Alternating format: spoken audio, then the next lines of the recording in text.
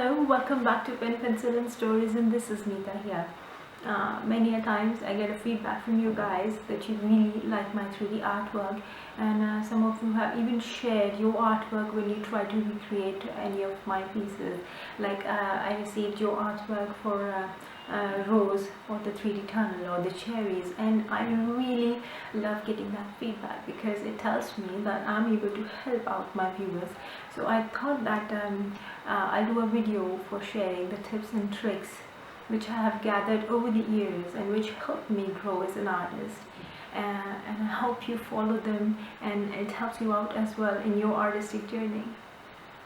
Okay, so my first tip is that please set aside some separate time for practicing your drawing skills, like 1 or 2 hours in the morning when you wake up, or maybe 1 or 2 hours later in the night when you're free, when you have no work, no obligations, no friends, no family, no one is going to call you.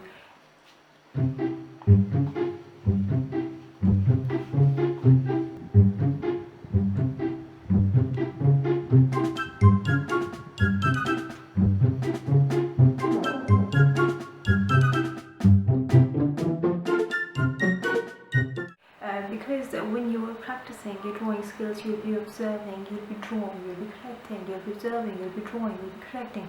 It's really an iterative cycle, and I really like to have a time at a stretch for practicing drawing, or even now when I make an artwork, I need time at a stretch, because otherwise that focus breaks, that continuation breaks.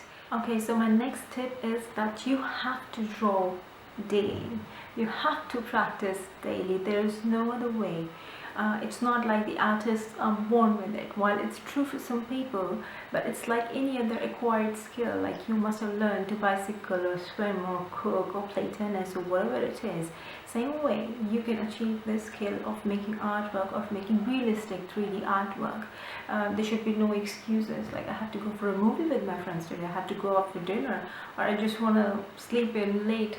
Whatever it is, if you have a schedule that I need to make one drawing every day, and it can be 30 minutes a day, or just half an hour, or 1 hour a day, or 2 hours, that's really up to you. It depends on how much time you have on hand, but the schedule should be to give time to artwork on a daily basis.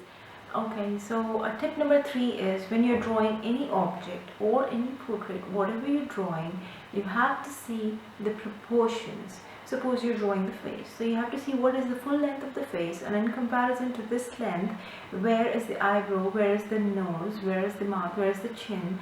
So maybe when you're beginning, you can use a scale to measure that.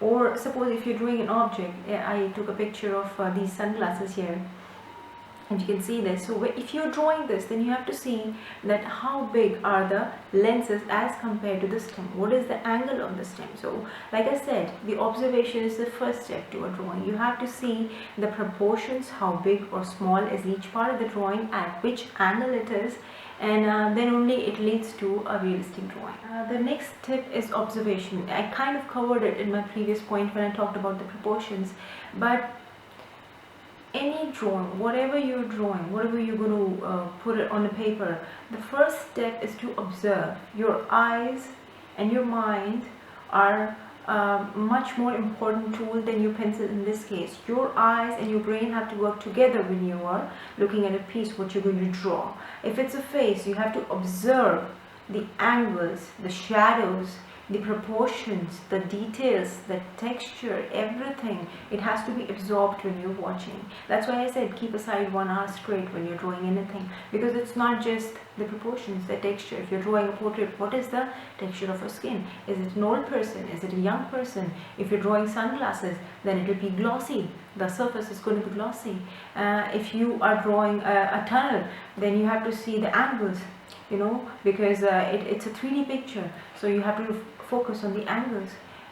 So observation is really an important key to a good looking artwork. I cannot emphasize it enough.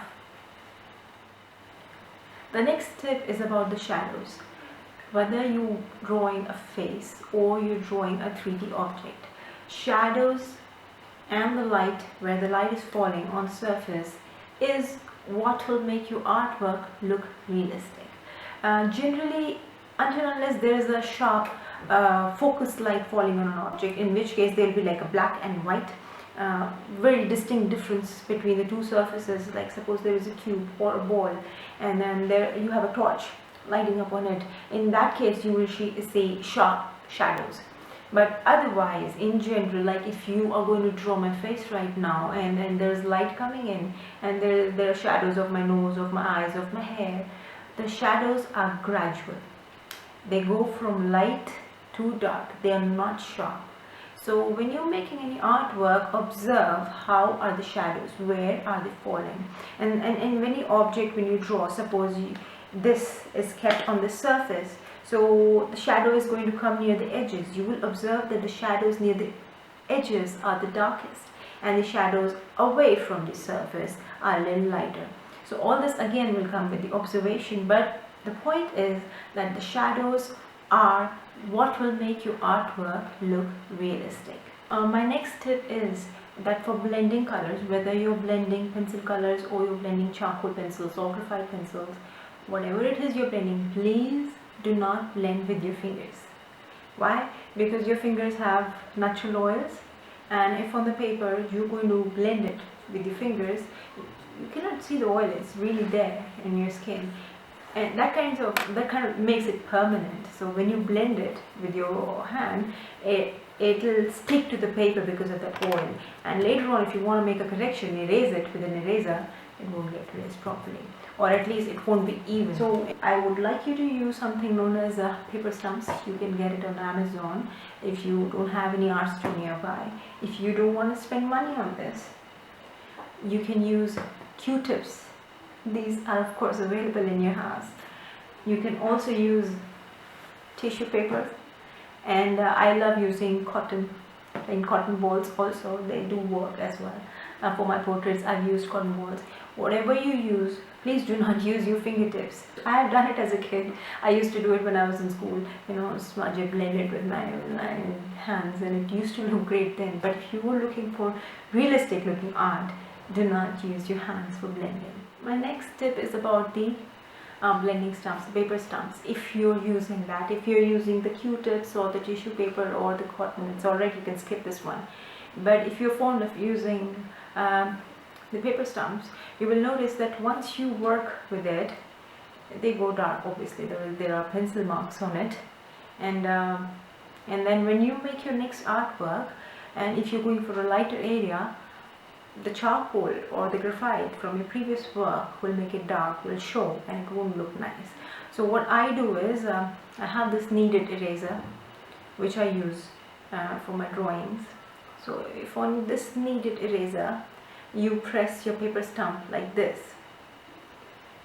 it removes the particle of those graphite pencil or charcoal pencil, whatever is left. Of course the color won't go, but whatever particles are there of the pencil, they will be absorbed by this kneaded eraser, and what is left will be a clean one. So, and then you can see, now I'm rubbing it. This is a tissue paper. After doing it with my kneaded eraser, I'm pressing it against my white tissue, and see, you can see no pencil marks, no charcoal, no graphite marks coming, because this is clean and it can be used for blending again. When you start making art over this span of time, you will have a collection of colors. At least I have.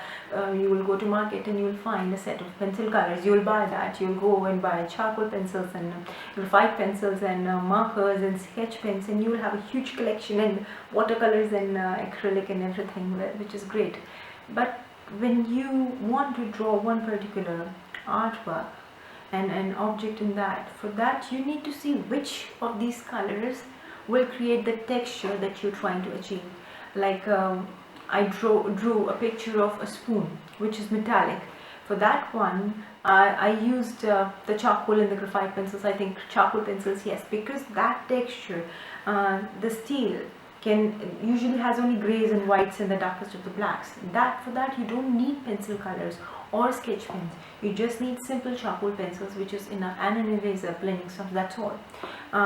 Or otherwise, there's one more artwork that I drew, that is of apple or a rose that you can see.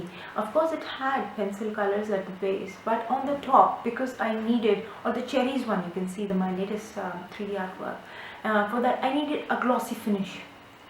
For that glossy finish, though it can be done with pencil colors, in my opinion it is better achieved if I use markers, sketch pens.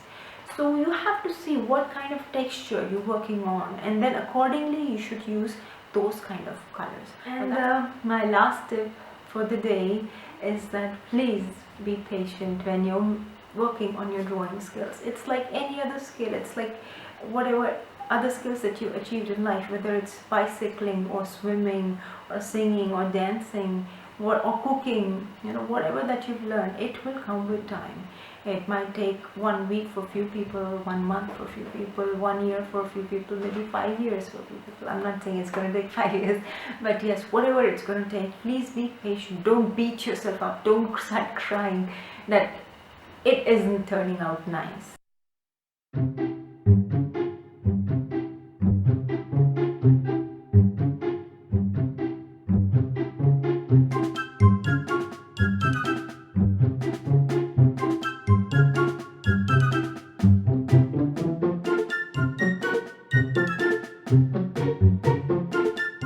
Because it takes time. I told you it's an iterative cycle. You will draw, you will observe, you will draw, you will correct, you will observe, you will draw, you will correct. And at first it will turn out not so nice, but that's how you improve. With every drawing you take one step ahead, and there comes a time when you will start seeing the results. So I hope few of my tips, if not all, helped you and you have a great time drawing. If you have any questions, please put it in the comments below. I'll answer. I read all the comments and I do answer. If you want to show me any of the artwork, you can post it on my Facebook page or my Instagram. You can hashtag pen, pencil and stories and then show it to me. I would love to see your artwork. And if you think you like this video, this helped you out, then please like, subscribe or comment. It really makes me happy to know that my viewers are enjoying my videos. So thank you, and bye bye for today.